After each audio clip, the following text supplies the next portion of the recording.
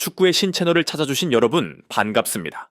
기다리고 기다리던 프리미어 리그 빅매치 토트넘 호스퍼와 맨체스터 시티의 맞대결이 펼쳐졌는데요.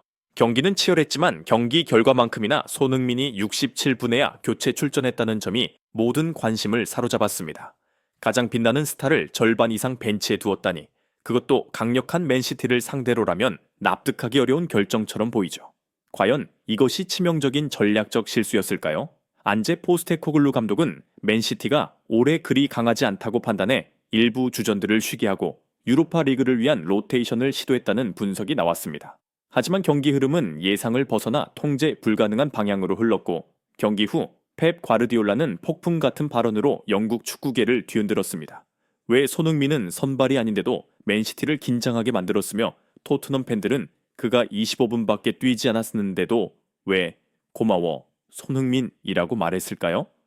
경기 전반 맥락과 결정적인 순간들, 그리고 맨시티 감독의 충격적 반응을 함께 살펴봅시다. 먼저 손흥민이 선발에서 빠졌다는 소식에 토트넘 팬들은 크게 충격을 받았습니다. 이유는 포스테코글루 감독이 맨시티의 올 시즌 전력을 그리 강하지 않다고 평가했다는 이야기가 들려왔기 때문입니다. 그러나 맨시티는 여전히 엘링 홀란드, 필 포든, 도쿠 같은 월드클래스 선수들이 버티는 강팀입니다. 일반적으로 손흥민은 토트넘의 생명선 같은 존재인데 그런 선수를 맨시티전에서 67분 동안이나 벤치에 둔다는 건 매우 위험해 보였습니다. 일부 소식통에 따르면 포스테코글루 감독이 유로파 리그 우승에 올인하기 위해 손흥민과 클루셉스키 등 주전을 아꼈다는 말도 있습니다. 토트넘은 오랜 무관을 끊기 위해 유럽 대항전에서 결과를 내고 싶어 했죠. 하지만 만약 이 전략이 사실이라면 맨시티의 잠재력을 과소평가했을 공산이 큽니다. 실제 경기에서 토트넘은 초반부터 볼 점유율을 빼앗겼습니다. 3분 만에 맨시티가 공을 주도하기 시작했고 9분 홀란드의 원터치 슈팅이 나오면서 토트넘 수비에 경고등이 켜졌습니다. 일찍부터 손흥민이 있었다면 이렇게 쉽게 공격을 허용하지 않았을 것이라는 분석이 뒤따랐죠. 그리고 12분 홀란드가 강력한 대각선 슈팅으로 선제골을 터뜨려 토트넘이 일찍부터 흔들렸습니다. 이후 전반 종료까지 토트넘은 동점골을 만들어 보려 했지만 텔, 존슨, 오베르트 같은 자원들이 마무리에서 아쉬움을 보였고 맨시티는 도쿠, 사비니에를 앞세워 계속해서 위협적인 장면을 만들어냈습니다. 전반은 0대1로 끝났고 포스테코글루 감독은 67분이 되어서야 손흥민과 클루셉스키를 동시에 투입했습니다.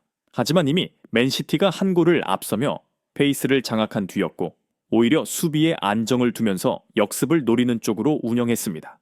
손흥민은 투입 직후 날카로운 움직임을 보이며 84분 강력한 슈팅으로 에데르송을 시험했으나 시간이 턱없이 부족했습니다. 결국 토트넘은 대일 패배를 받아들여야 했죠. 경기 후 펩 과르디올라는 솔직히 손흥민이 선발이 아닌 걸 보고 놀랐다. 그는 토트넘이 가장 위험해지는 열쇠다. 운이 좋았던 것 같다. 손흥민이 60분 넘어서야 들어온 덕분이라는 발언으로 이목을 집중시켰습니다. 비록 맨시티가 승리했지만 불과 25분밖에 뛰지 않은 손흥민을 콕 짚어 언급한 걸 보면 맨시티가 그를 얼마나 경계했는지 분명히 드러납니다. 일부 매체는 이를 두고 손흥민 없이 토트넘은 2부 리그팀 수준 같은 과장된 해석까지 달았고 펩의 말 한마디가 영국 전역으로 퍼져졌습니다. 사실이 어떻든 이날 맨시티 수비진은 존슨, 델, 오더베이스를 거의 무난히 제어했지만 손흥민이 들어오자 긴장도가 달라졌다는 건 부인하기 어려웠습니다. 토트넘 팬들은 패배에도 불구하고 손흥민에게 감사해 했습니다. 단 25분 만에 상대 수비진을 흔들고 공격의 날을 세워주었기 때문이죠.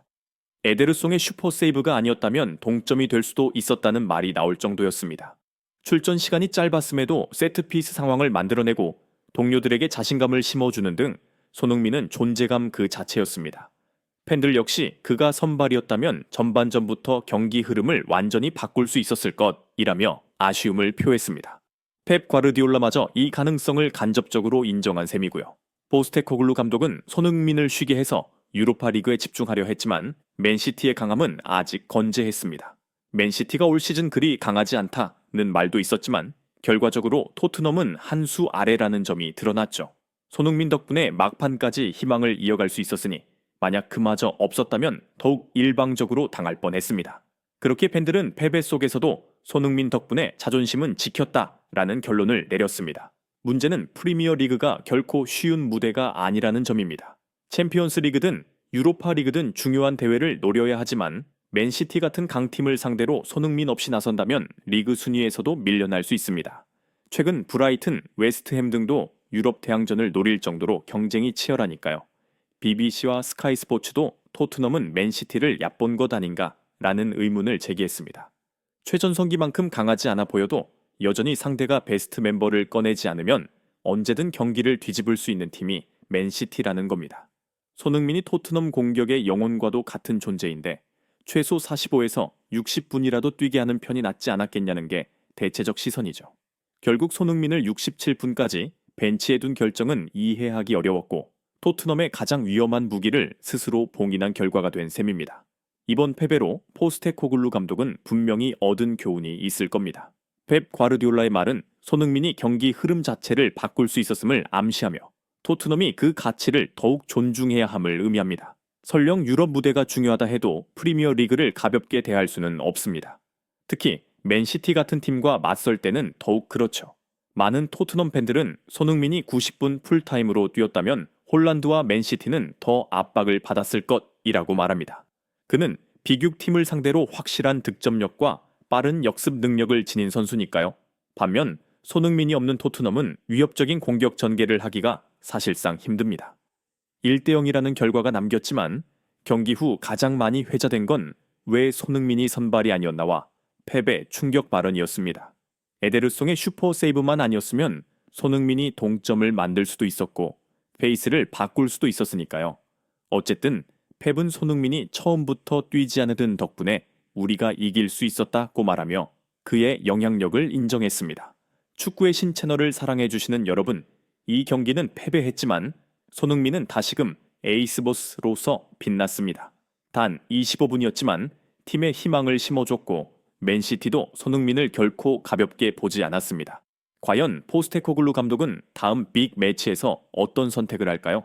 앞으로도 손흥민과 토트넘의 행보를 지켜보며 더 빠르고 정확한 소식을 전해드리겠습니다. 손흥민을 벤치에 두기엔 그의 클래스가 너무도 아까운 밤이었습니다.